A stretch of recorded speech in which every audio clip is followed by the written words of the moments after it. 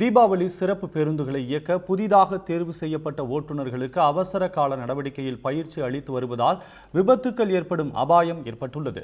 இது குறித்த கூடுதல் தகவல்களை தருகிறார் எமது சிறப்பு செய்தியாளர் அகிலன். வணக்கம் அகிலன். வணக்கம் அரவிந்த். அகிலன் வணக்கம். பொதுவாக வந்து பார்த்தீங்கன்னா இந்த தீபாவளி பண்டிகை அப்படிங்கும்போது சென்னை போன்ற பெருநகரங்களில் பணியாற்றிட்டு இருக்கக்கூடிய பல பேர் வந்து பார்த்தீங்கன்னா சொந்த ஊருக்கு கிளம்பி போவாங்க. அந்த டைம் கூடுதல் பேருந்துகள் இயக்கப்பட வேண்டும் அப்படின்ட்டு கோரிக்கை விடப்படுவது ஆண்டுதோறும் நடந்து வரக்கூடிய ஒன்றுதான். இந்த மாதிரியான காலகட்டங்களில் இப்போ சென்னையிலிருந்து எத்தனை சிறப்பு பேருந்துகள் இயக்கப்படுகிறது, எந்தெந்த நாட்களில் அந்த பேருந்துகள் இயக்கப்பட உள்ளது? ஓகே, நீங்கள் சொன்னது மாதிரி சொந்த ஊர்லேருந்து வெளியூர்லேருந்து இங்கேருந்து வேலை செய்கிறவங்க பல பேர் தீபாவளி பொங்கல் பண்டிகை முன்னிட்டு அவங்க ஊருக்கு போயிட்டு அவங்களோட விழாக்களை கொண்டாட வழக்கம்தான். அதுக்காக இங்கேருந்து அவங்க போகிறதுக்கு சிறப்பு பேருந்து வேணும்ன்ட்டு அரசுக்கு கோரிக்கை வச்சாங்க.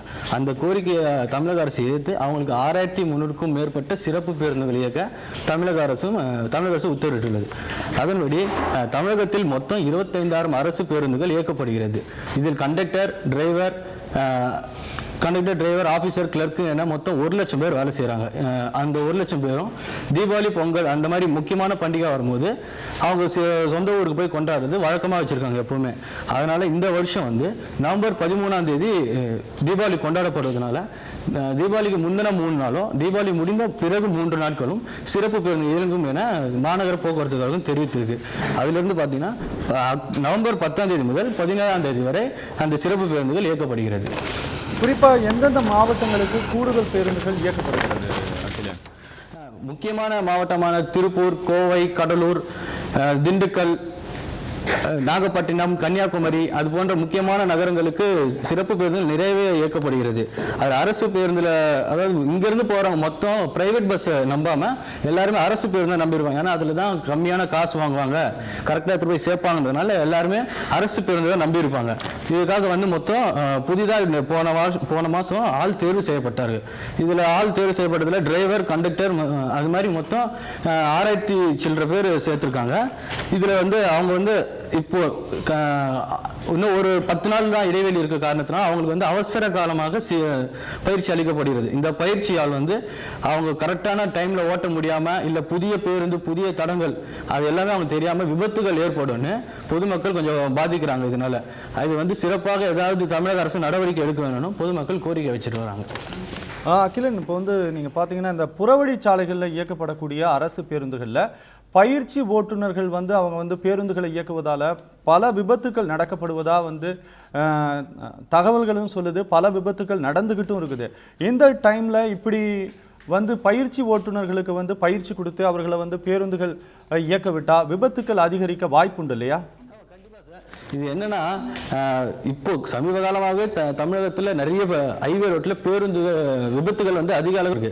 இதுக்கு மாநகர போக்குவரத்து வந்து அவங்களும் என்னதான் பண்ணாங்களோ அரசு ஓட்டுநர்கள் வந்து பேருந்து ஓட்டுநர்கள் கண்டிப்பாக அவங்களோட கவனத்தோடு ஓட்டினா மட்டுமே இதில் வந்து விபத்துகளை தவிர்க்க முடியும்.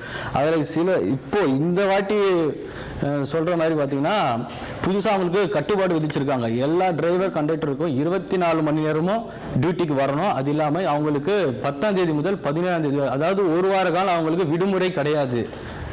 இது மட்டும் இல்லாமல் புதுசாக வந்துடுற டிரைவர்களுக்கு அவங்க எந்த வழித்தடத்தில் ஓட்டுவாங்கன்றது அவங்களுக்கும் தெரியாது. அதனால் அவங்க இரவு பகல் பாராமல் ஓட்டுவாங்க. அது இல்லாமல் 7 நாள் கண்டினியூவாக ஓட்டுறதுனால கண்டிப்பாக விபத்துகள் ஏற்படும். அகிலன், இப்போ வந்து பார்த்தீங்கன்னா சமீபத்தில் சென்னையில் நடந்த ஒரு மேம்பால பேருந்து விபத்து காரணமாக அதனுடைய ஓட்டுநர் வந்து பணி நீக்கம் செய்யப்பட்டார். இந்நிலையில் பேருந்து ஓட்டுநர்களாக பணியாற்றுவதற்கு பலர் வந்து அதிகம் ஆர்வம் வந்து காட்டுவதில்லை அப்படின்ட்டு கூறப்படுகிறது. இந்த தகவல் உண்மையா அகிலன்? ஆமாம், உண்மையாக தான் சார். மொத்தம் 16,661 பேர் மாநகர போக்குவரத்து கழகத்தில் காலி பணியிடங்கள் உள்ளது. இதில் வந்து 6,910 ஓட்டுநர்களும் 7,402 கண்டக்டர்களும் மற்றும் தொழில்நுட்ப பணியாளர்கள் சுமார் 2,349 பேர் இப்போ தமிழக அரசால் அவங்க தேர்வு செய்யப்பட்டாங்க. இந்த தேர்வு செய்யப்பட்டவங்க வந்து அவங்க என்ன சொல்றதுன்னா அவங்களோட தேர்வு வந்து வேலைவாய்ப்பு அலுவலகம் மூலம் தேர்வு செய்யப்பட்டார்கள். இதில் வந்து பல முறைகேடுகள் ஏற்பட்டிருக்கு. அது இல்லாமல் இந்த புதுசாக வந்திருக்க டிரைவருக்கு ஒரு வேளை ஆக்சிடென்ட் ஏற்பட்டால் வழக்கு விசாரணை போலீஸ் ஸ்டேஷன் போகணும், அது ஒரு காரணத்தினாலையும். ரெண்டாவது சம்பள பாக்கி அடிக்கடி பற்றாக்குறை ஏற்படுவதால் புதுசாக தேர்ந்தெடுக்கப்பட்ட ஓட்டுநர்களும் கண்டக்டர்களும் இதில் வந்து அதிகமாக ஆர்வம் காட்டலன்னு தான் சொல்ல முடியும். அகிலன், இப்போ பார்த்தீங்கன்னா இப்போ அரசு பேருந்துகளுக்கு இணையாக இல்லை அப்படின்னா கூட தனியார் பேருந்துகள் கணிசமாக வந்து எல்லா மாவட்டங்களுக்குமே இயக்கப்பட்டுட்டு வருது. இப்போ இந்த தீபாவளி டைமில் வந்து பார்த்தீங்கன்னா அதிகமாக கட்டணம் வசூல் செய்யப்படக்கூடாது அப்படிங்கிற ஏதாவது ஒரு கட்டளையை அரசு வந்து பிறப்பித்திருக்கிறதா? ஆமாம் சார், இது கண்டிப்பாக அரசு வந்து பிரைவேட் பஸ் வந்து அதிகமாக கட்டணம் வசூலித்தால் அவர்களது உரிமம் ரத்து செய்யப்படும் என்று கடந்த ஞாயிறு அன்று போக்குவரத்து துறை அமைச்சர் திரு செந்தில் பாலாஜி அவர் சொன்னார். அதுபடி நம்ம பாரிஸ் முனையிலிருந்து கோயம்பேடு வரைக்கும் மொத்தம் குழுக்கள் அமைக்கப்பட்டு அதோட விசாரணை நடந்துட்டு வருது. ஏதாவது ஒரு பஸ்ஸில் அந்த குழு வந்து ஏறி அவங்களோட டிக்கெட் பயண சீட் எவ்வளோன்னு பார்த்தாங்கன்னா அது அதிகபட்சமான விலை இருந்ததுன்னா அந்த பஸ்ஸோட உரிமத்தையும் உரிமையாளர் மற்றும் ஓட்டுநரை கைது செய்ய தமிழக அரசு உத்தரவிட்டிருக்காங்க. நன்றி அகிலன், உங்களுடைய தகவல்களுக்கு நன்றி.